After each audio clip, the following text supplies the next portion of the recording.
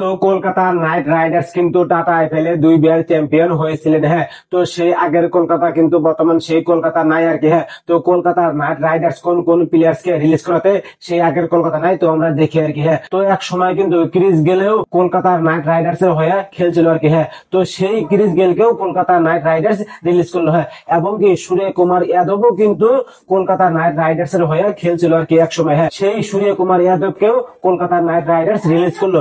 এবং কি শুভমন গিলেও 2012 সালে এবং কি 2014-15 সালেও কিন্তু কলকাতার নাইট রাইডার্স এর হয়ে খেলছিল। হ্যাঁ, কলকাতার নাইট রাইডার্স সেই শুভমন গিলকেও রিলিজ করলো। হ্যাঁ, তো ফাইনালি ফিল সল এবং মিচেল স্টার্ক 2024 সালে কলকাতার নাইট রাইডার্স এর হয়ে খেলে কিন্তু কলকাতার নাইট রাইডার্স 2024 সালে টাটা আইপিএল এর চ্যাম্পিয়ন হয়।